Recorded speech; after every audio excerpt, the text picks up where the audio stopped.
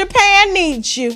Japan is calling specifically for black men. I know you are saying why, Tasha. They say they need babies, and black men tend to make a lot of them. Hey, look, y'all, so I heard Japan trying to call on all black men to come populate they country. I'm not going over there. I'm not messing with them. I don't trust them like that.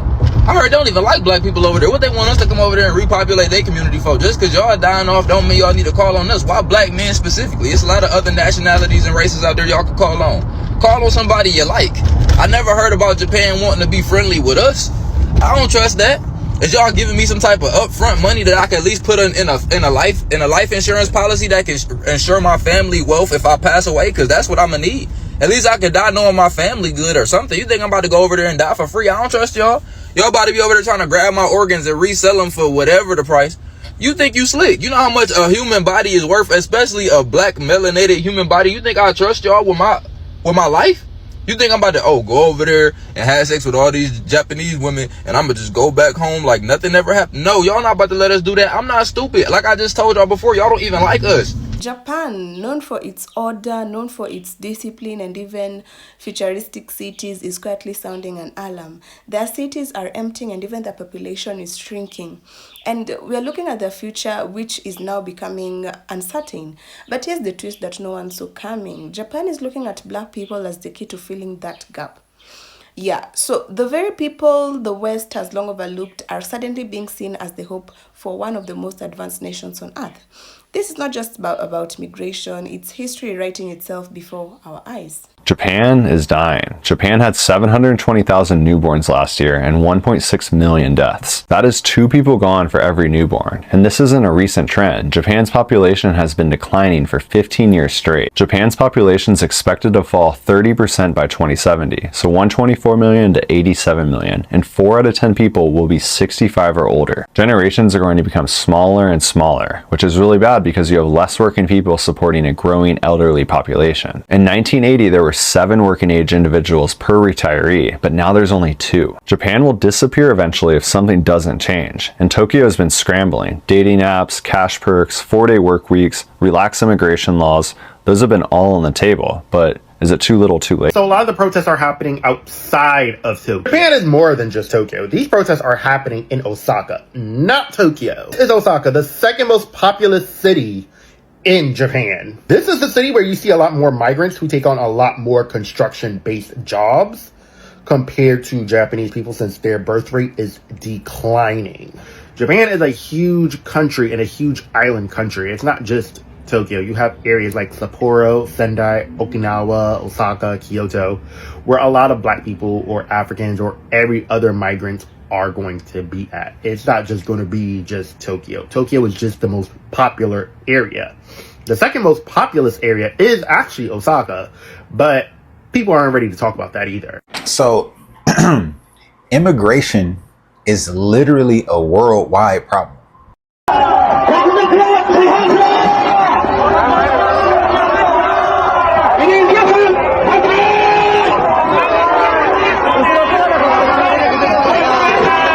Even in Japan, they're protesting. Yesterday, they were protesting against what their government has proposed. Their government has proposed to designate a couple of different Japanese cities to African nations so that they can come and be a part of the Japanese economy, right? The Japanese people are saying absolutely not, right? So this just isn't a America problem or a European problem. This is a worldwide problem. So it made me think that, if this just isn't happening in one place, it's happening worldwide. What is going on? We're living through a worldwide shift. The elites want this shift, and they are the ones ushering in this immigration. 30万人の人材育成を実施をいたします。TICAD アフリカ開発会議が横浜市で開幕し、石破総理大臣は今後3年間でアフリカの AI 分野の人材3万人を育成すると表明しました。日本が主導しアフリカの発展について話し合う TICAD は今回で9回目で49カ国が参加し、石破総理が共同議長として開会式で挨拶しました。アフリカの人口の年齢の中央値は19歳です。若い人たちの活力があふれています。今後3年間で30万人の人材育成を実施をいたします。アフリカの AI に関する産業人材を3年で3万人育成をいたします。また石破総理はインド、中東、アフリカに至る一帯を一つの経済圏とみなし、連携を強化する新たな構想、インド洋アフリカ経済圏イニシアティブを打ち出しました。 Japan's population is shrinking at an alarming pace, and for decades now, low birth rates, long work hours, and even cultural expectations have kept family sizes really small. The result that we are seeing currently is that an aging society where more than a quarter of the population is already 65, and fewer young people are being born each year. In some towns, we can see that schools are closing because there are simply no children, and entire rural areas are vanishing into ghost towns. And even we can see that economists warn that without new life, Japan faces a slow motion collapse. And so the question arises, who can bring that life, that energy, that vibrancy, that rhythm back into Japan's cities?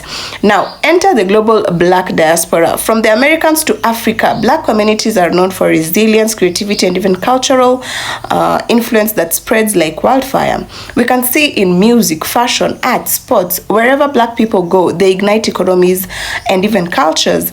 And so Japan has always been a fascination with Black culture, from jazz clubs in Tokyo to hip-hop scenes in Osaka, from the adoption of reggae festivals to the obsession with the NBA stars. Now, this fascination collides with necessity. The Japanese government and even private companies are looking abroad for newer citizens, new workers, new energy to fill the gaps left by their own shrinking population.